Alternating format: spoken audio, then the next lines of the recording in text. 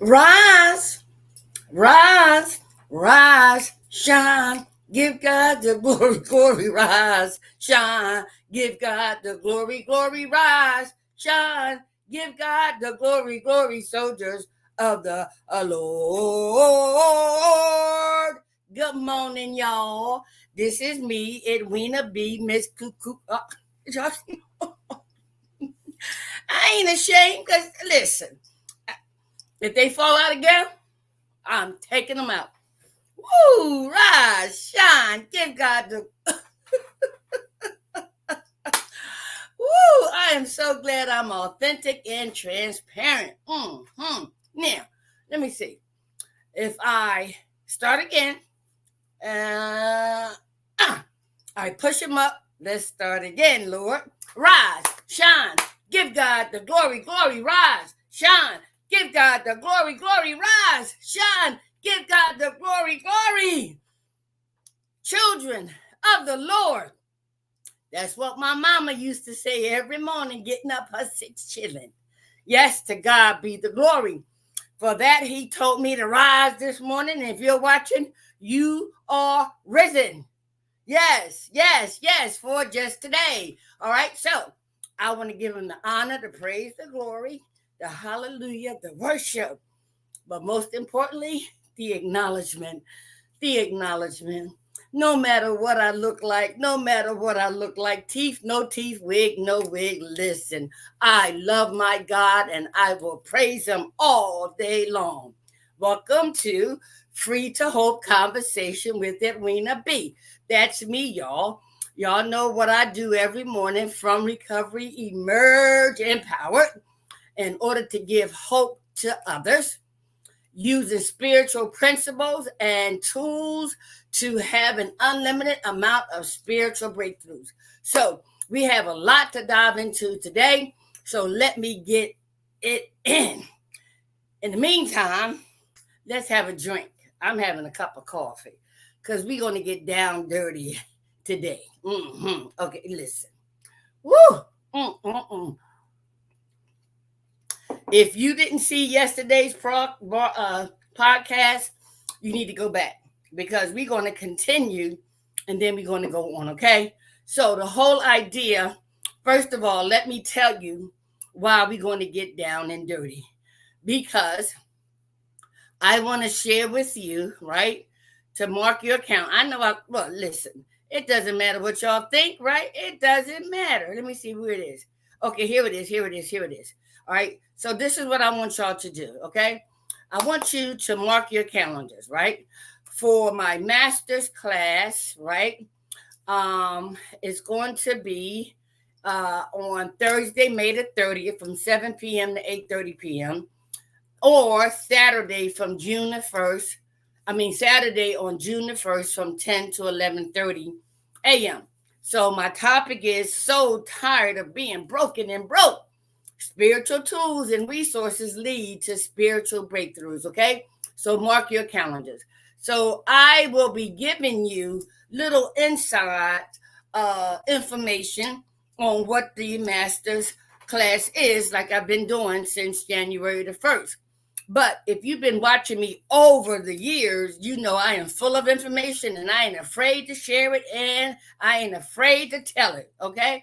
And so mark your calendars, right? The information is going to be coming forth real soon. So listen, this thing, I don't know how y'all women do it. Oh my God. Oh my God. But anyway, I'm going to endure for just a moment because there's something I want to share with you, all right? So on my screen is me, right? But this is me with a mask on, right? And I consider, for me, wigs to be a mask. I consider makeup to be a mask. I consider a lot of things to be masks. Why? Because I'm trying to portray something that I'm not. That's just for me, y'all. So I don't like wigs. I despise them, right? And these bottom teeth, these bottom dentures are hurting me, right? I'm just gonna lift them up. See, little minor adjustments, make it work, okay? And so the reason why I don't like makeup and wigs and stuff, because of what I seen and what I was taught by particularly one woman in my life.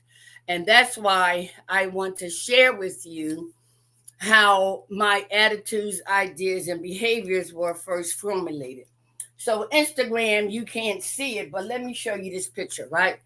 This is my auntie mama, right? And so she is the person that I imitated a lot of my attitudes, ideas, and behaviors. This is the lady that taught me how to be a woman and how to be a lady, and when necessary, how to be a bitch. I said it, that's right. All right. And so, one of the things that I want to be able to share with you at my master's class is how we need to go all the way back to find out where in our lives that those attitudes, ideas, behaviors were first formulated, by whom, in what way, and to share from your perspective how those attitudes, behaviors, and ideas perpetuated throughout your life, even up until now, that created your brokenness and being broke. Okay. And so, and that's a beautiful thing. I shared with the AA Daily Reflections the other day that it says our past is our greatest possession. Can you spiritually understand that? That our past is our greatest possession. When it talks, oh, wait a minute. Uh, uh, um, oh, Amira, find one of my books, please. Our past, our greatest possession. So I asked you the other day how my resources began with my journal entries when I had less than I had 4 years in recovery, right? So on February the 22nd of 1990, my God met me, delivered me from underneath a parked car to be sitting here before you today. Put me on that spiritual path that I've never looked back, but only to go back and learn and help somebody else, okay? So our great possessions are not our autobiography. It is really our reference. So I'm going to share with you. Did you find one, Amira? Okay, look downstairs. Huh? I know, but look downstairs on the shelf, right by the door. Okay, so when I was in early recovery, I was going through a lot of things with less than 90 days clean, sober, right? And my then sponsor suggested I start keeping a journal. So when we talk about our brokenness and being broke, we want to start with our journal. And that's what I gave the ladies who attended my event on Saturday, April the 27th, a journal. Because when I went to counseling, when I went to therapy, when I was in the meetings, I lied. I just lied, right? And so at one point in time, as AJ Harding said this morning, am I going to be true to myself? Am I going to be honest to myself, right? And so with me keeping a journal, that's where I began to have and describe things that I was feeling, thinking, behaviors, and all of that, right? And so I'm just going to read to you my entry for, and today is May the 7th, and I do have one. I did read it the other day, but let me read it again today. All right. And it's it's the first entry, May the 7th, 1990. Wow. Page 01. Here it is. All right. Let's see. All right. And it's very short, right? Good. So if you can see it, this is a picture of a fork in the road, right? And that's why I picked this picture, because that's where I was in my journey, beginning to go down the right path, but I had a choice to go down the right path or a path that I didn't know, but it had to be better than what I left, okay? So my entry reads, at the fork in the road, my first actual journal to begin this given moment. I am on direction from my sponsor to keep a daily journal of my feeling. Here goes. I feel free enough to write about the newly found freedom. Freedom of expressions without fear of expressing them. For the first time, I can truly say and feel as if I am finding a new way of life and of living a more positive and purposeful life. The new and quite different experiences I'm going through are met with a faith stronger than I realized. I am able to be challenged by big and small obstacles, but I feel this is nothing compared to what I experienced in my addiction. Being sober and learn how to deal with life on life terms is a very spiritual enlightenment and awareness. I am finding out that following the advice and suggestions of my sponsor and other significant others are becoming more easily understood and acceptable. For a long while, I believed that no one else could possibly know what's best for me. But being an addict, I should know quite the opposite. I really don't know any longer what's best for me. I must begin to grow in all areas of my life all over again. What I thought I knew got me in this predicament of not realizing the extent of the damage I have done to myself. It has only been by the direction of my higher power that I am exactly where my self willed personality and by God given direction that I incomplete. You see, this was my first spiritual tool, my journal. And so when we talk about being broken and broke, I went back to my foundation, and I learned a lot more about not what's wrong with me, but what happened to me. Okay. And so now what I want to emphasize, right, is how we are able to deal with things that we don't know about, right? And as AJ Harding said, we have to get honest, right? We have to open up. We have to give it all. We have to hold nothing back. So let me re-emphasize yesterday's reading, right? From the AA Daily Reflections, hold back nothing. And this relates to the AA fifth step, which says, admitted to God, to ourselves, and to another human being the exact nature of our wrongs.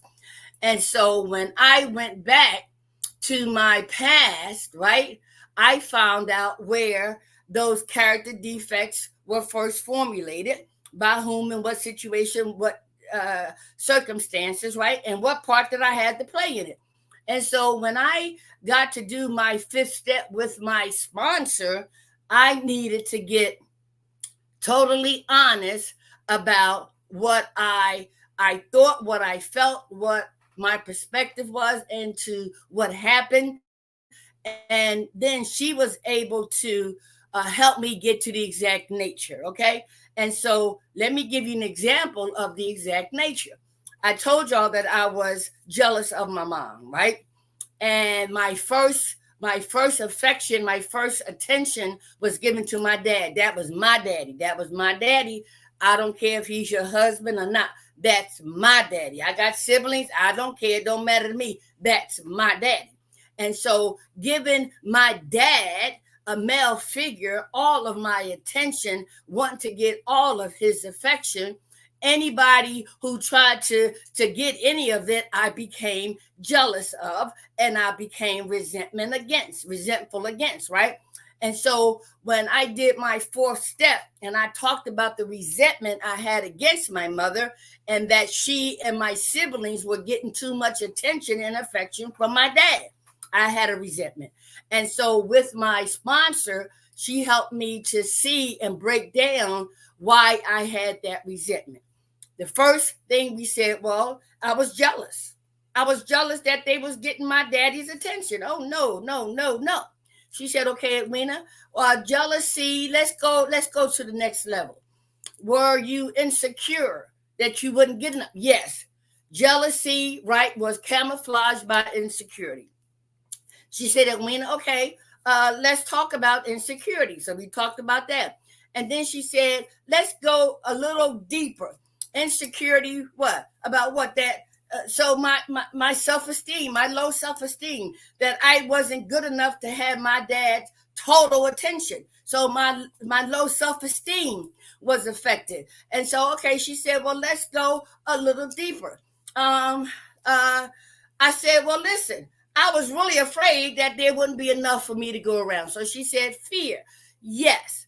And so what was seen as resentment and jealousy and insecurity and low self-esteem was really generated by fear. That's getting to the exact nature. Okay. And so that's why I said when we do our fifth step, we need not hold back anything. So let me reread yesterday's. It says, the real test of the situation are your own willingness to confide and your full confidence in the one with whom you share your first accurate self-survey. Provided you hold nothing back, your sense of relief will mount from minute to minute. The dammed up emotions of years break out of their confinement and miraculously vanish as soon as they are exposed. As the pain subsides, a healing tranquility takes its place, okay? And so the person in recovery says, a tiny kernel of locked-in feelings began to unfold when I first attended AA meetings, and self-knowledge then became a learning task for me. This new self-understanding brought about a change in my responses to life situation. I realized I had the right to make choices in my life, and the inner dictatorship of habits slowly lost its grips. I believe that if I seek God, I can find a better way to live, and I ask Him daily to assist me in living sober. Okay? And so when we do our fifth step with somebody, right? And it doesn't mean you have to be an alcoholic or an addict, because all human beings are ill to some extent, and all human beings can benefit from a 12-step spiritual program that will also lead you to other spiritual tools and resources, okay? Like the 5 agreements, the spiritual revival hour, different gospel songs that feed your spirit, right? Transformational teachings by Dr. Sonia. And, my church affiliation. I didn't like churches before. I didn't like pastors before, but I've been a part of my church for the last 19 years. And so after I shared my experience and doing my 4th step with my sponsor and admitting these things that I wanted to conceal and take to the grave, but not revealing them prevented me from healing as well.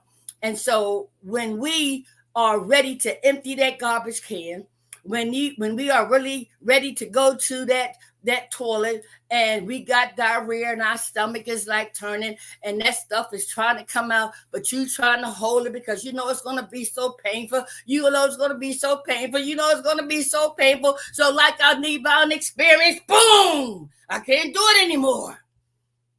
And then it starts to come out little by little by little by little, and you try to hold something, boom, it comes out again. Let it go. Let it go.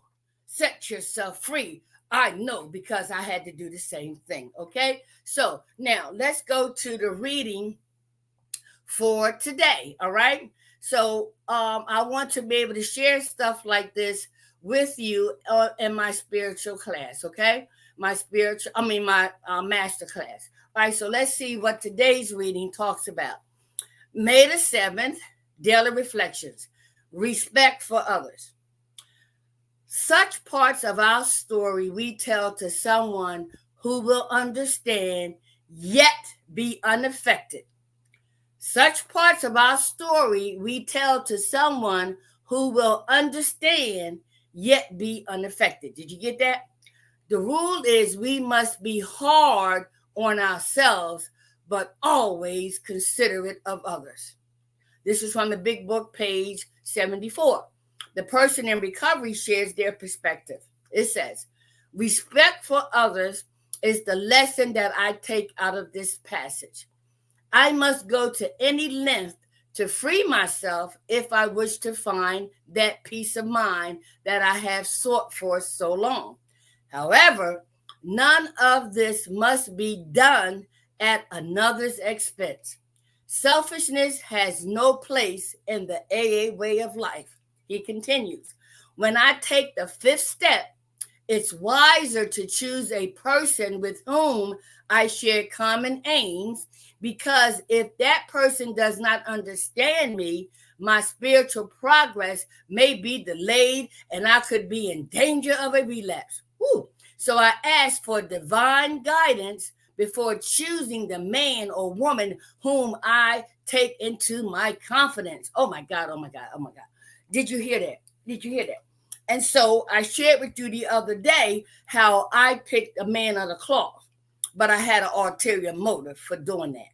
So when I actually convinced myself, to say, Edwina, either you're going to do it right or you ain't going to do it at all. And so I went to my sponsor who was given to me, right? I have 34 years. She has maybe 38 years in recovery, right?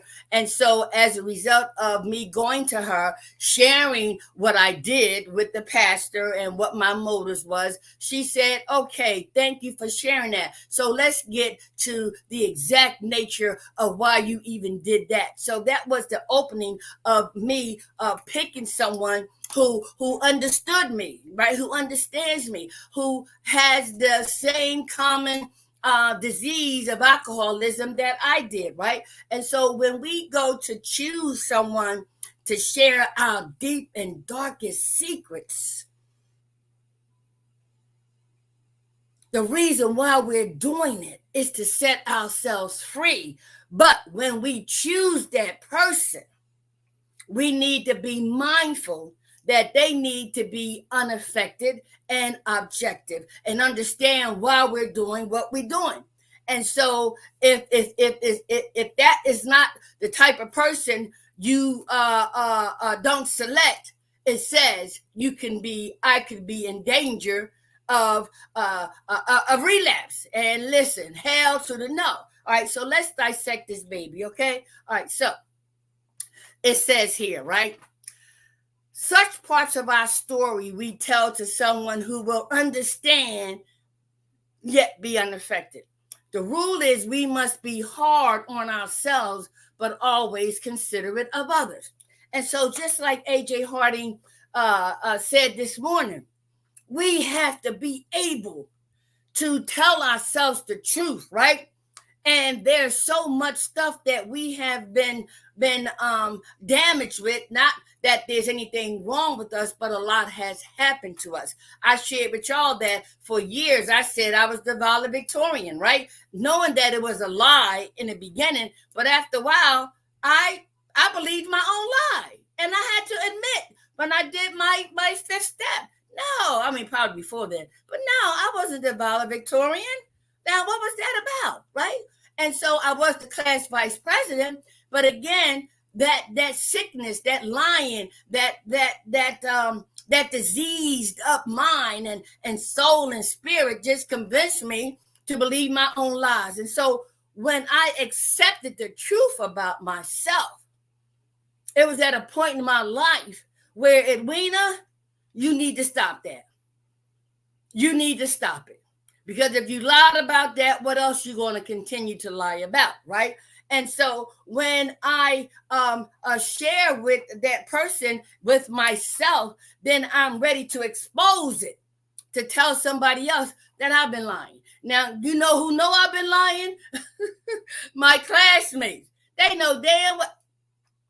They know doggone well that Edwina, you was not the valedictorian. Come on now. But nobody ever challenged me. Nobody ever contacted me. And probably they didn't hear me say it, right? And so, which was another reason why I kept saying it, because I was never challenged. But they knew if they heard me, they would say, Edwina, you're lying.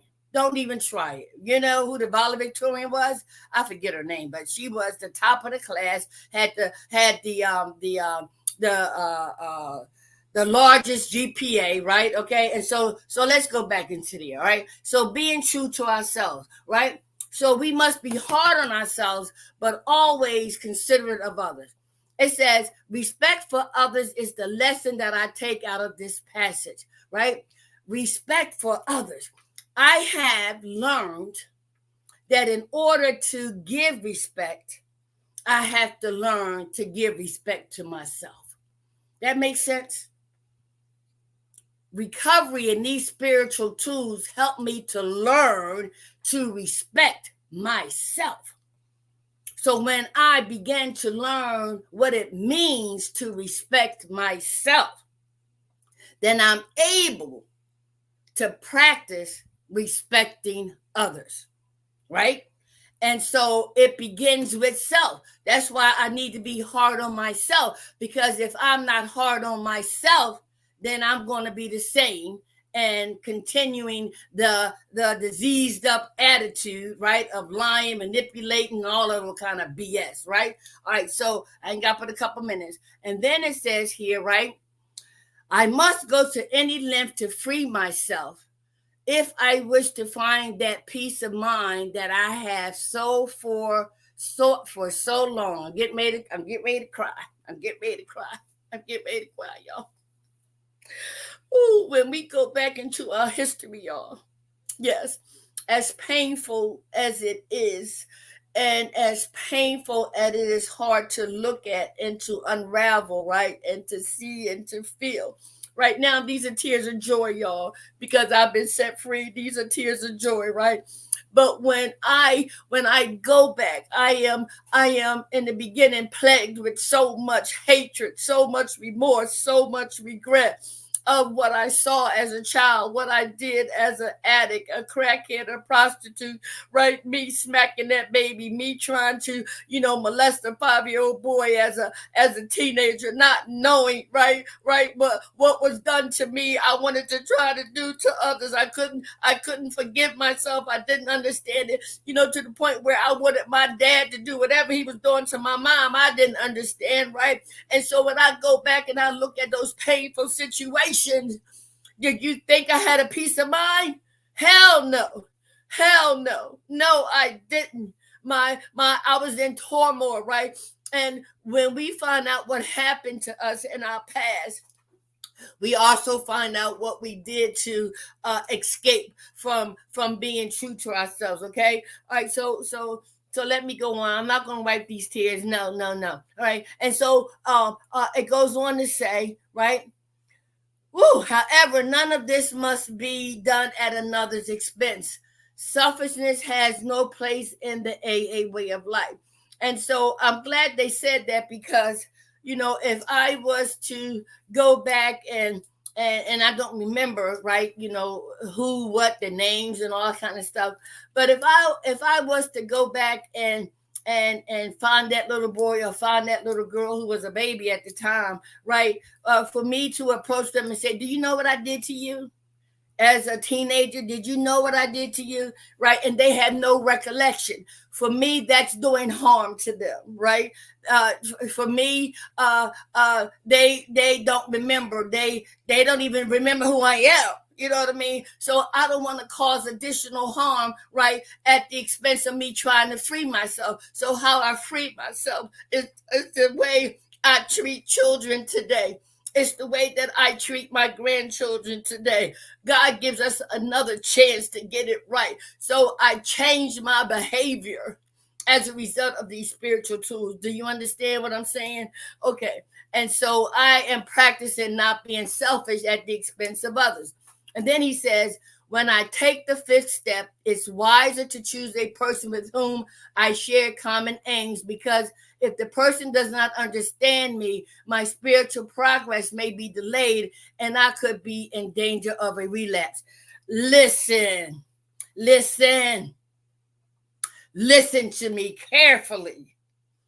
I practice not giving anything or anybody that much power ever again to put me back underneath that parked car, to make me go back to smoking crack and taking all kinds of pills and drinking all kinds of alcohol and performing all kinds of sexual favors as a prostitute. I'm not giving anything or anybody that much power ever again. No, I'm not. No, I'm not. My God has freed me. My God has delivered me so I can be prepared to share with you what I'm sharing now. Can't you imagine that I'm being set free by sharing all this stuff with you, so that I can let you know in my master's class, my upcoming boot camp, you will be set on a pathway to peace of mind, tranquility, right? For the purpose of helping somebody else. So you want, like I did, getting in touch with your brokenness and being broke. I can't do it alone. We need help. And if that person who we choose to empty this garbage can, if that person we choose watch us have this diarrhea, then let it be. I need to be set free. I need to reveal all these things I've been trying to conceal because I'm not being healed. Well, let me let you know you can be set free. And the last thing it says here, right? It says, so I asked for divine guidance before choosing a man or woman whom I take into my confidence. Let me tell you this right now. Right now. Let me be the person you share your deep and darkest secrets with. I understand. I will not judge. I will not criticize. If you have anything that you want to be free of, call me, text me. Let's meet somewhere so that you can be set free. I'm telling you, I'm the one. I am that one that my God chose, right? Many are called, but few are chosen. If you need to relieve, if you need to free yourself, call me so I can set you on the pathway to spiritual recovery, right? To an unlimited amount of spiritual breakthroughs. You have to let it go. You have to let it out. I'm telling you, you have to. If not, you will never, ever have any peace. So when we talk about my upcoming master's class, right? And my boot camp, I am a spiritual coach. I am a spiritual consultant. I am your spiritual transformational speaker because I'm not afraid to be authentic and transparent. Why? Because my life is on. And I don't want you to continue to put yourself on the line. There is so much nature that can help set you free. From recovery, emerge empowered in order to give hope to others. Help others prosper equally. Okay? It's time for me to go to my meeting, and I love you. If it's God's will that we are rejoined tomorrow, I will be here. But make sure you mark your calendars for my master's class. There is a fee, but the fee does not compare to the spiritual wealth you will receive from it. Okay? Be of service today. And if nobody told you they love you today, come in, Mook, come in, Nay. Come here. I want to let you know that I love you. You love me. We are one big family with a great big hug and a kiss from me to you. Won't you say you love me too? I love you. I love you. I love you. I love you. Bye. I love you. I don't care if that, you know what, that one person God was meant to watch. So that's what I do. I'm on one person watcher. All right. So, Terry, thank you. Okay. Because she said, grandmama's only one. Listen, God said just help one. Help what? I love you guys. I got to go. Bye.